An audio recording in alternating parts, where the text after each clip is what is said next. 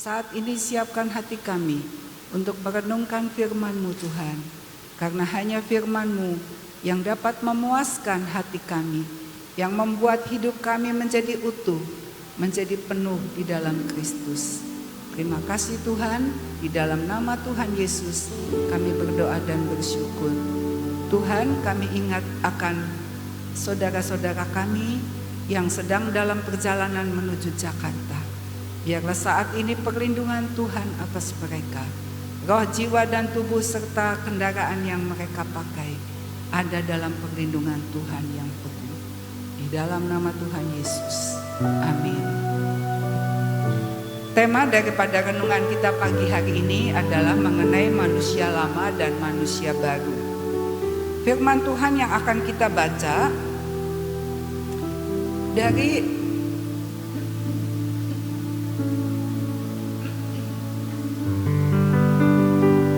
2 Korintus 5 ayat 17. Mari kita membacanya bersama-sama. Pertama kita baca dari terjemahan baru, dan yang kedua kita baca dari bahasa Indonesia masa kini. 2, 3. Jadi ia adalah ciptaan baru. Yang lama sudah berlalu, sesungguhnya yang baru sudah datang. Ya, firman Tuhan ini mengatakan bahwa jika kita ada di dalam Kristus, yaitu di dalam Tuhan Yesus, artinya kita sudah menerima Yesus masuk di dalam hidup kita. Ya. Pengertian di dalam Kristus itu artinya kita sudah menjadi orang Kristen yang sejati. Orang Kristen yang sejati adalah ketika kita datang kepada Tuhan, mengaku segala dosa kita, dan kita percaya bahwa Tuhan Yesus mati di atas kayu salib untuk mengampuni segala dosa kita. Dan ketika kita percaya dan kita menerima firman, menerima janji Tuhan, bahwa kalau kita percaya sampai garis akhir, maka bagian kita adalah hidup yang kekal. Nah, orang yang demikian, yang sudah mengakui, menyatakan dirinya sebagai orang berdosa dan menerima Yesus, itu adalah orang yang hidupnya sudah di dalam Kristus. Ya. Nah, kalau orang sudah di dalam Kristus, kata firman Tuhan, ia menjadi ciptaan baru. Kita menjadi manusia baru. Ketika kita percaya kepada Tuhan Yesus, kita jadi manusia baru. Yang lama sudah berlalu, sesungguhnya yang baru sudah datang. Jadi ada satu perbedaan yang benar-benar nyata. Ya, kalau orang sudah menerima Yesus, percaya kepada Tuhan Yesus, dan imannya itu dinyatakan ketika dia mau menerima baptisan air, maka ada satu perubahan. Perubahannya adalah yang dulu itu hidup yang lama atau manusia lama, dan yang sekarang adalah hidup yang baru. Jadi kalau kita ada dalam Kristus, itu adalah ada satu perubahan yang betul-betul nyata. Harus nyata gitu. Ya. Karena yang lama sudah berlalu, sesungguhnya yang baru sudah datang. Dan kalau kita lihat ayat yang selanjutnya dari bahasa Indonesia masa kini, dikatakan orang yang sudah bersatu dengan Kristus menjadi manusia baru sama sekali. Yang lama sudah tidak ada lagi. Ya. Jadi kalau kita sudah menerima Tuhan Yesus, firman Tuhan berkata bahwa manusia yang lama itu sudah tidak ada lagi. Semuanya sudah menjadi baru. Ya. Ini kata firman Tuhan. Nah, firman Tuhan ini harus kita pegang. Bahwa kita yang sudah menerima Yesus itu sudah dijadikan manusia baru. Ya, jadi kita harus tahu status kita. Kalau saya ini sudah terima Yesus, saya sudah dibaptis, sekarang saya menjadi manusia baru. Itu harus kita pegang, ya. Jadi apa bedanya sih? Apa bedanya? Nah, kalau kita lihat di dalam ayat-ayat yang selanjutnya, yaitu di Efesus 4 ayat 22 dan sampai 24. Firman Tuhan berkata, sebab itu tanggalkanlah manusia lama dengan pola kehidupan lama yang sedang dirusakkan oleh keinginan-keinginannya yang menyesatkan. Lanjut. Hendaklah hati dan pikiranmu dibaharui seluruhnya. Hendaklah kalian hidup sebagai manusia baru yang diciptakan menurut pola Allah, yaitu dengan tabiat yang benar, lurus, dan suci. Ya. Jadi di sini ada istilah manusia lama dan manusia baru. Apa bedanya sih manusia lama sama manusia baru? Kalau secara jasmani, kita semua dari luar kelihatan sama. Sebelum kita terima Yesus, kalau kita orangnya tinggi, ya kita tetap tinggi setelah terima Yesus. Tapi apa yang berubah? Yaitu cara berpikirnya. Kalau manusia lama berpusat kepada diri sendiri. Apa yang saya mau, apa yang saya suka, apa yang saya cita-citakan, itu yang harus jadi dalam hidup saya. Itu ciri daripada manusia lama. Semuanya berpusat kepada saya.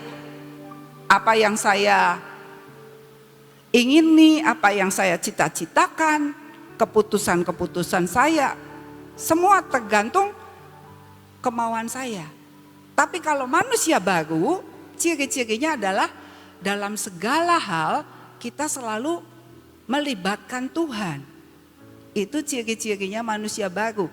Jadi kalau kita misalnya punya rencana, kita mau mengambil keputusan, kita mau punya planning sesuatu, kita selalu berdoa. Kita tanya sama Tuhan, Tuhan apakah ini berkenan tidak di hatimu? Jadi mari kita periksa diri kita masing-masing. Apakah dalam hidup kita ini kita masih berkeras hati atau keras kepala untuk keinginanku yang harus dilaksanakan, kehendakku yang harus terjadi.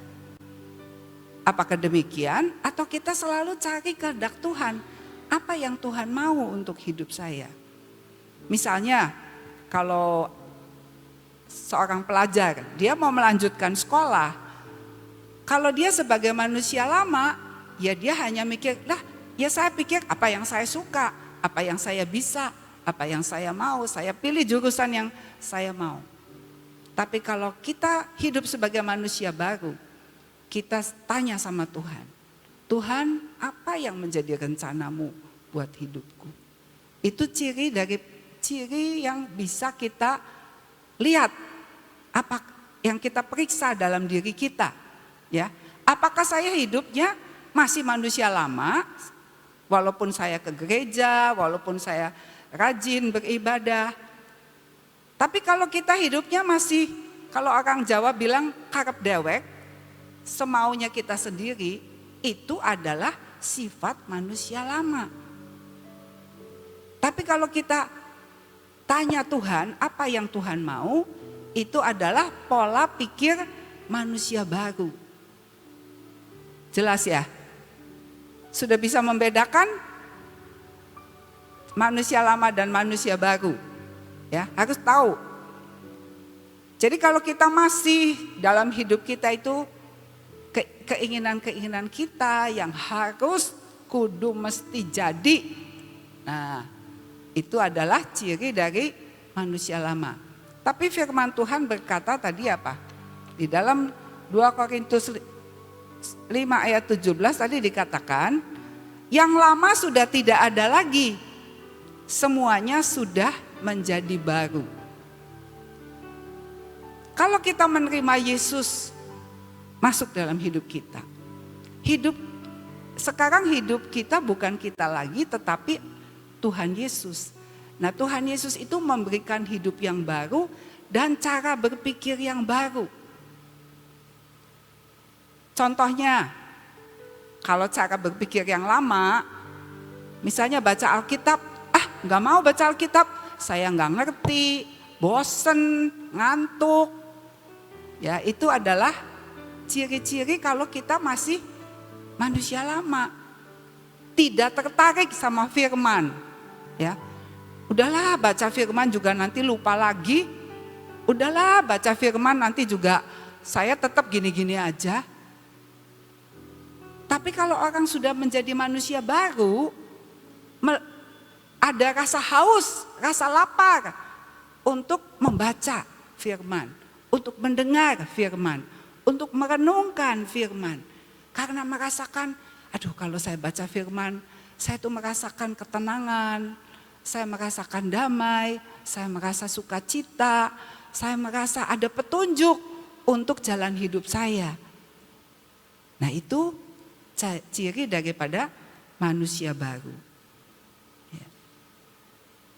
Nah, manusia yang lama dan manusia yang baru itu seringkali masih menguasai, manusia lama, kita kan sudah jadi manusia baru nih. Tapi manusia yang lama itu masih suka mengganggu kita. Masih ada di dalam kita. Maksudnya masih ada dalam hal karakter misalnya ya. Karakter yang jelek kan masih ada dalam hidup kita.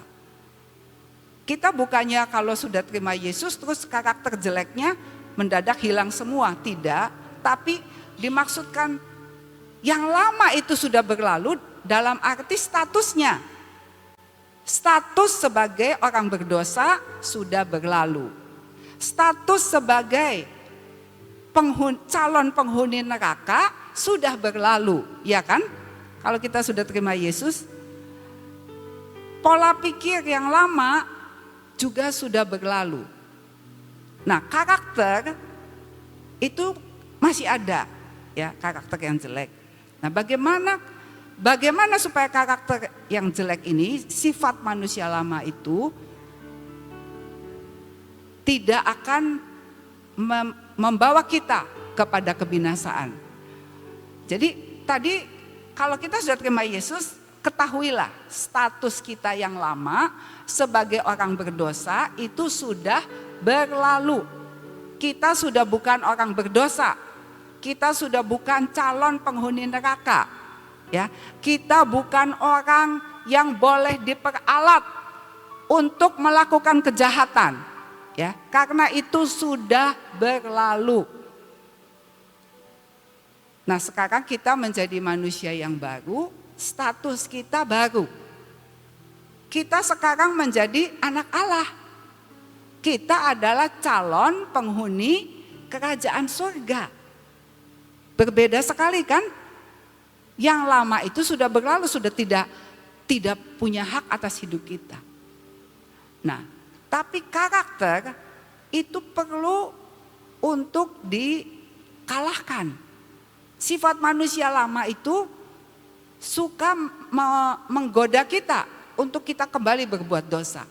Tapi status kita sudah jadi manusia baru. Status kita sudah anak Allah, sudah ada roh Allah dalam kita.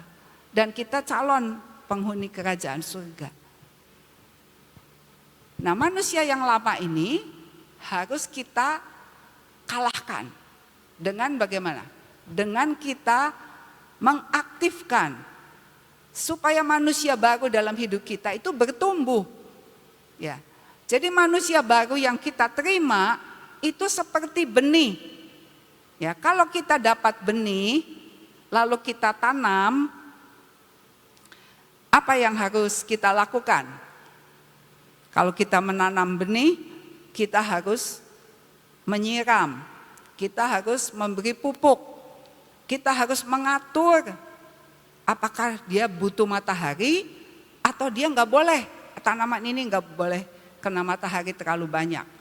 Jadi suhu harus diatur. Lalu tanahnya mesti digemburkan supaya akarnya bisa bertumbuh dengan leluasa. Ya, jadi sebuah benih yang bertumbuh itu membutuhkan pemeliharaan supaya bisa bertumbuh, berakar dan berbuah. Seperti Sion Kids ya. Sion Kids itu kan motonya berakar, bertumbuh, berbuah. Nah, manusia baru juga ditanam dalam hati kita, itu perlu dipelihara supaya berakar, bertumbuh dan akhirnya bisa berbuah. Jadi kalau kita sudah menerima Yesus, sudah dibaptis, sudah jadi orang Kristen, tapi masih sifat-sifat jelek itu masih, karena apa? Karena manusia barunya ini belum bertumbuh sampai menghasilkan buah. Ya, karena itu kita terus harus memelihara manusia baru di dalam diri kita. Supaya manusia baru itu semakin hari semakin kuat. Semakin hari semakin kuat. Kalau manusia baru itu bertambah lama bertambah kuat, maka manusia lamanya akan tambah hari tambah lemah. Tambah tidak bisa menguasai hidup kita. Tapi kalau kita lalai memelihara manusia baru, artinya kita tidak malas baca Alkitab, malas ibadah, maunya yang enak-enak, yang duniawi, yang saya suka, yang saya hobi, yang saya mau, tapi tidak mau mengikuti apa yang Tuhan inginkan. Kalau kita lebih suka kepada kedagingan dan tidak memelihara manusia baru, maka manusia lama itu makin jadi kuat dan manusia baru kita jadi lemah. Kalau demikian maka manusia lama itu akan berusaha untuk menguasai kita lagi. Karena itu kita perlu terus membina akan manusia baru di dalam diri kita. Supaya benih itu bertumbuh, berakar dan berbuah. Sekarang kita lihat Filipi 2 ayat 12 sampai 14. Kita baca sama-sama ya, 2, 3. Hai saudara-saudaraku yang kekasih, kamu senantiasa taat. Karena itu tetaplah kerjakan keselamatanmu dengan takut dan gentar. Bukan saja seperti waktu aku masih hadir, tetapi terlebih pula sekarang waktu aku tidak hadir. Karena Allah lah yang mengerjakan di dalam kamu, baik kemauan maupun pekerjaan menurut kerelaannya. Lakukanlah segala sesuatu dengan tidak bersungut-sungut dan berbantah-bantahan. Ya. Jadi tadi firman Tuhan kita baca, hai saudara-saudaraku yang kekasih, kamu senantiasa taat. Karena itu tetaplah kerjakan keselamatanmu dengan takut dan gentar.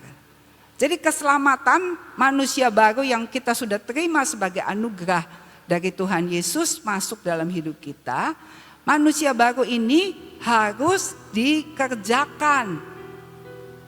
Jadi kalau sudah terima Yesus bukan pasif diam saja, tetapi kita harus mengerjakan keselamatan itu dengan takut dan gentar. Jadi kita belajar untuk menerapkan firman. Mengerjakan keselamatan itu artinya kita belajar menerapkan firman Tuhan dalam hidup kita. Menerapkan firman itu dalam hal yang kecil-kecil. Tentu yang besar juga, tapi dimulailah dari hal yang kecil-kecil. Contohnya yang sederhana. Kalau kita dulu sebagai manusia lama suka bohong, ya, sehingga bohong itu menjadi kebiasaan, menjadi gaya hidup kita. Sekarang pada waktu kita sudah menjadi manusia baru, ketika kita mengerjakan keselamatan kita harus melepaskan kebiasaan bohong itu. nggak bisa dibawa terus di dalam kehidupan sebagai manusia baru. Harus kita berdoa, Tuhan, sekarang saya anakmu Tuhan, tapi saya ini punya kebiasaan suka bohong. Saat ini Tuhan, saya minta dalam nama Yesus biar kebenaran-Mu menguasai seluruh hidupku. Sampai aku hidup mengerjakan kebenaran. Itu artinya sedang mengerjakan keselamatan. Ya. Jadi kalau mengerjakan keselamatan itu bukan berarti kita harus berkhotbah, kita harus hal-hal yang seperti itu. Tetapi dalam hidup kita sehari-hari, karakter kita yang kurang sabar, karakter kita yang misalnya suka menjelek-jelekkan orang, itu adalah yang harus kita kerjakan, yang harus kita tangani di dalam hidup kita. Sifat-sifat jelek yang membuat kita nanti bisa kembali kepada hidup yang lama. Ya, jadi kita harus sadar bahwa kalau kita sudah menjadi manusia baru, status kita sebagai anak Allah, dan ketika kita jadi anak, pertama kali memang lahir sebagai bayi rohani. Setelah itu bertumbuh menjadi anak, menjadi remaja dan dewasa. Kalau kita sudah dewasa di dalam Tuhan, maka kita itu jadi tentara, jadi prajurit yang berperang melawan manusia lama, berperang melawan kuasa-kuasa kegelapan yang ada di udara. Kita dipanggil berperang dengan doa-doa kita. Kita berperang dengan pujian, penyembahan. Kita berperang dengan kita berbuat baik. Dengan kita mengatakan kebenaran, kita sedang memerangi hal-hal yang tidak benar. Dengan kita mengatakan hal-hal yang kudus, kita sedang memerangi kecemaran yang ada di dalam dunia ini. Ya. Jadi jangan kita berhenti di dalam pengikutan kita kepada Tuhan karena merasa, saya kan sudah diselamatkan. Puji Tuhan, haleluya. Benar, kita mengucap syukur sudah diselamatkan. Tetapi kita harus terus mengerjakan apa yang belum beres dalam hidup kita. Mari kita kerjakan kehendak Tuhan, apa yang menjadi rencana Tuhan buat hidup kita. Kita kerjakan apa panggilan kita masing-masing. Mungkin kita dipanggil sebagai kaum profesi. Mungkin kita dipanggil sebagai hamba Tuhan. Kita dipanggil sebagai orang-orang yang melayani. Apapun yang Tuhan berikan dalam hidup kita, mari kita kerjakan sesuai dengan firman Tuhan. Maka itulah artinya kita sedang hidup sebagai manusia baru yang menerapkan firman Tuhan di dalam kehidupan sehari-hari. Ya. Dan firman Tuhan berkata, lakukanlah segala sesuatu dengan tidak bersungut-sungut dan berbantah-bantahan. Ya, jadi ketika kita mengerjakan hidup kita, panggilan kita sebagai manusia baru, itu kan banyak tantangan. Ya. Banyak hal-hal yang mungkin menyakitkan. Mungkin kita harus menderita kadang-kadang. Kita harus berkorban karena kita melaksanakan kehidupan kita sebagai manusia baru. Seringkali tidak mudah. Seringkali membuat perasaan kita tergores. Membuat kita merasa terluka, baik oleh orang-orang di sekitar kita maupun oleh cara berpikir kita yang salah gitu, bisa membuat kita jadi rasanya nggak cocok dan kita kecewa. Tapi firman Tuhan mengingatkan kalau kita sedang mengerjakan keselamatan kita, sedang terus hidup berjuang supaya manusia baru dalam hidup kita itu semakin hari semakin bertumbuh. Lakukanlah dengan tidak bersungut-sungut. Jadi jangan ngomel-ngomel gitu. Fokus kepada apa yang Tuhan mau. kita kerjakan panggilan hidup kita. Karena itulah yang Tuhan mau. Kalau kita lihat kehidupan Rasul Paulus itu jelas sekali. Waktu Rasul Paulus masih menjadi manusia lama, dia orangnya sangat kejam. Dia membunuh orang, dia mengejar-ngejar orang Kristen. Dia mau menang sendiri. Dia berusaha untuk dengan kekuatannya. Tetapi setelah Rasul Paulus menjadi manusia baru, maka hidupnya itu dia berkata bahwa hidupku ini karena kasih karunia. Hidupku ini karena belas kasihan Tuhan. Hidupku ini karena anugerah. Ya. Jadi kalau kita sudah menjadi manusia baru, marilah kita menyadari bahwa hidup yang Tuhan berikan, hidup yang masih Tuhan berikan adalah anugerah. Ya. Kita jangan membiarkan manusia lama kita menguasai lagi. Tapi biarlah kita seperti Rasul Paulus yang berkata, aku melupakan apa yang di belakangku. Jangan seperti bangsa Israel yang sudah dikeluarkan dari tanah Mesir menuju ke tanah Kanaan. Tapi kalau lagi kecewa, lagi marah, lagi jengkel, lagi nggak ada air, nggak ada makanan, terus bilang, ayo Musa, kita kembali lagi aja ke Mesir. Di sini nggak enak, nggak ada bawang, nggak ada makanan ini, makanan itu, ketimun yang kami suka, yang ada di Mesir, di sini nggak ada. Ayo kita balik lagi. Nah, kalau kita sudah menjadi manusia baru, kita percaya pada Tuhan Yesus. Kadang-kadang kita menghadapi tantangan, persoalan, menghadapi banyak penderitaan. Lalu kita bilang, aduh kenapa ya sejak saya jadi orang Kristen malahan banyak kesusahan gitu, banyak tantangan. Kenapa kalau udah jadi Kristen banyak tantangan, banyak kesusahan? Karena kita sudah tidak sealiran dengan dunia. Aliran kita sudah bertentangan dengan dunia. Ya, dunia itu berkata bohong nggak apa-apa. Tapi Tuhan mengajak kita untuk berkata benar. Jadi nggak cocok. Makanya kita di dunia ini menghadapi banyak tantangan, banyak pergumulan. Karena kita sudah bukan dari dunia. Kita sudah menjadi warga negara kerajaan surga.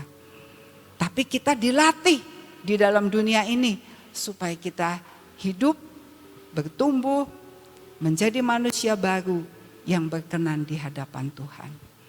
Mari kita terus lanjutkan perjuangan kita. Sambil terus kita menyadari bahwa dalam hidup ini adalah sebuah perjuangan untuk kita meraih apa yang menjadi destiny kita masing-masing. Dan mari kita menyingkirkan manusia lama. Kalau manusia lamanya masih ngajak-ngajakin lagi, ini enak loh, ini nikmat loh kalau begini, sini, balik lagi gitu. Kalau kita tidak mengerti kebenaran, kita berkata, iya ya lebih enak dulu saya bukan Kristen, saya bisa berbuat bebas. Tapi ketahuilah kita sekarang statusnya sudah manusia baru. Kita berkata, itu bukan bagian saya lagi, itu bukan jatah saya. Untuk berbohong, berbuat jahat, melakukan kedagingan, semua yang tidak benar. Itu bukan jatah saya. Jatah saya adalah mengasihi, berbuat kebenaran, taat kepada firman. Itulah bagian kita. Karena itu mari kita tetap setia di dalam pengikutan kita kepada Tuhan. Amin. Mari kita masuk dalam doa. Kita mungkin bisa nyanyi sebuah lagu apa ya? Yang lagu yang sudah meninggalkan manusia baru. Apa? Ah iya boleh.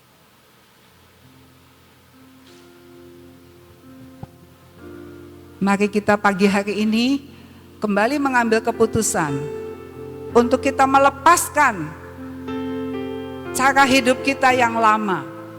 Yang mungkin selama ini cara hidup yang lama itu masih mau mengikuti kita. Tapi pagi hari ini sekali lagi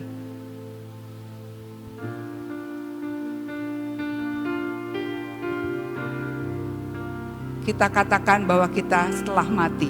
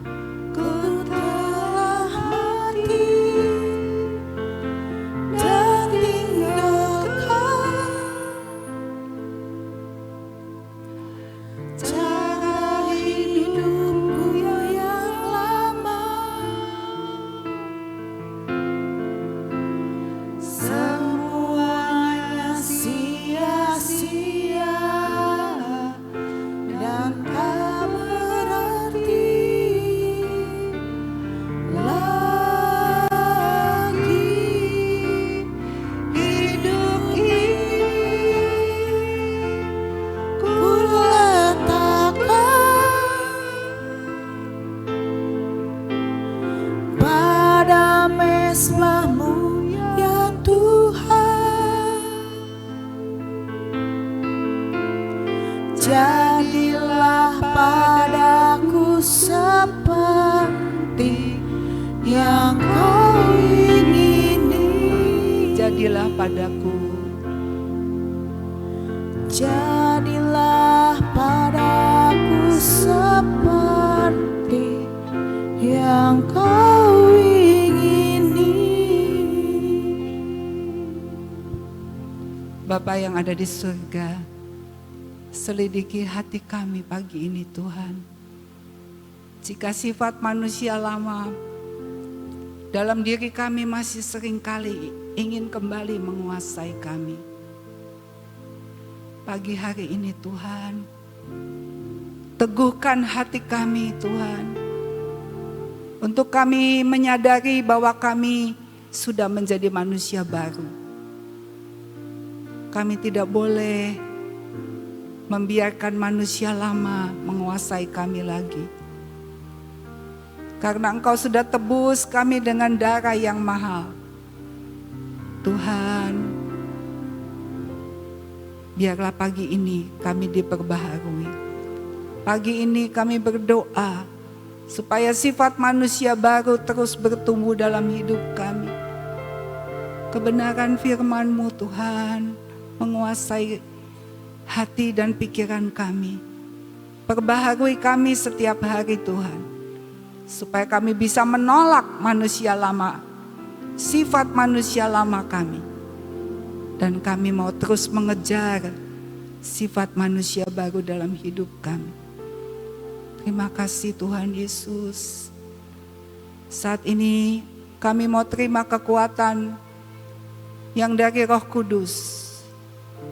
Mari saudara sekalian kita angkat tangan. Kita menerima kekuatan dari Roh Kudus untuk kita bisa hidup sebagai manusia baru. Tuhan, kami aktifkan Roh Kudus lebih lagi dalam hidup kami, supaya kuasa ilahi, kekuatan ilahi yang dari Roh Kudus akan menguatkan kami kembali pagi ini, memampukan kami untuk menolak yang lama dan membiarkan Engkau Tuhan yang bekerja melalui manusia baru kami. Kami serahkan hidup kami yang sudah Kau tebus ini Tuhan. Biar hidup kami dipenuhi dengan anugerah-Mu yang memampukan kami untuk menyenangkan hati-Mu. Terima kasih Tuhan Yesus. Kami bersyukur karena Engkau begitu sabar untuk menantikan kami terus bertumbuh dan mengenal Engkau. Bapa, saat ini kami berdoa buat bangsa dan negara kami. Kami mohon Tuhan, naungan-Mu terus membentengi akan bangsa kami Indonesia. Kami mohon berkat-Mu bagi para pemimpin bangsa kami, supaya mereka hidup takut akan Tuhan dan selalu memikirkan kesejahteraan bagi bangsa kami. Kami berdoa Tuhan, lepaskan bangsa kami dari niat-niat orang jahat, dari segala usaha orang jahat yang mau menghancurkan bangsa Indonesia. Kami berdoa di dalam nama Yesus, biarlah perlindungan-Mu menaungi bangsa kami. Dan kuasa dan otoritas-Mu Tuhan bekerja atas bangsa kami Indonesia.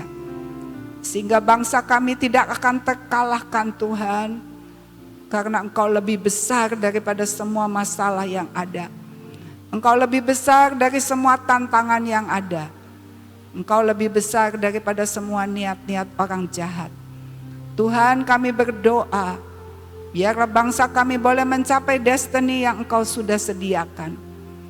Karena kami percaya Engkau merindukan bangsa kami boleh menyongsong kedatangan-Mu yang kedua kali di awan-awan.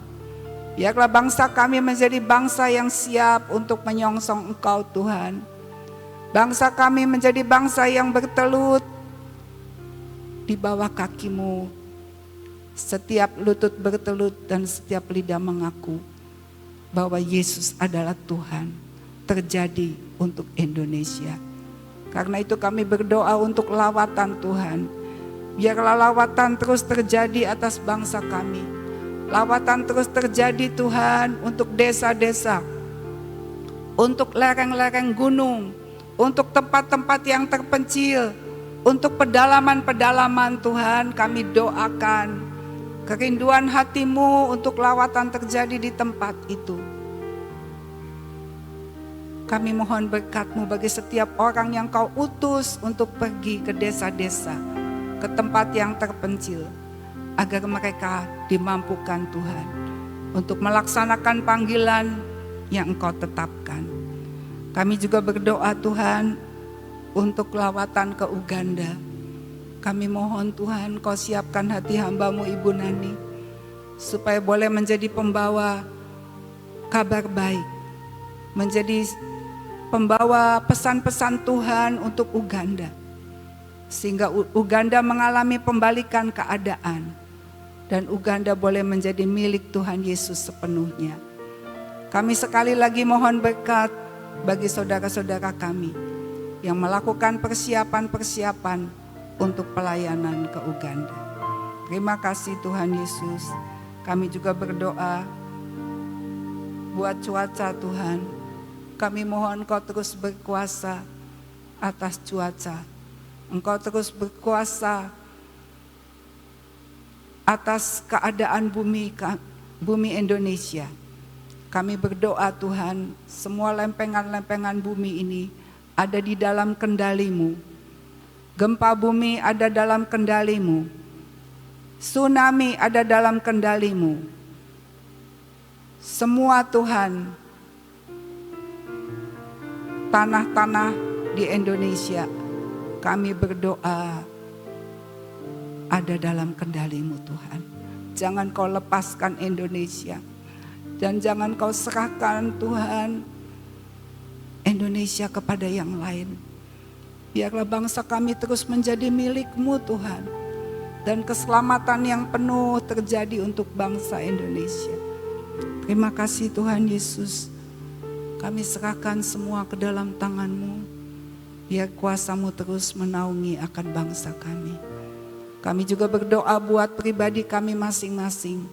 Engkau yang mengetahui Tuhan, apa yang menjadi pergumulan kami satu persatu. Kami berdoa buat keluarga kami. Kami mohon Tuhan, Engkau terus bekerja supaya keluarga kami boleh mengalami Engkau, mengalami kuasa-Mu, mengalami kasih-Mu, mengalami kekuatan-Mu Tuhan. Dan kami menjadi orang yang melihat bahwa mujizat masih terjadi pada hari ini. Terpujilah nama-Mu ya Tuhan. Kami juga serahkan Sekolah Terang Bangsa yang mengakhiri semester genap. Berkati Tuhan supaya anak didik yang sudah menyelesaikan tahun ajaran ini boleh menikmati liburan yang baik. Dan mereka tidak memilih perkara yang sia-sia, tapi buat anak-anak didik kami Tuhan memilih untuk liburan yang membangun hidup mereka. Segala puji, hormat, dan syukur kami naikkan kepadamu. Di dalam nama Tuhan Yesus kami bersyukur dan kami mau terima pengurapan.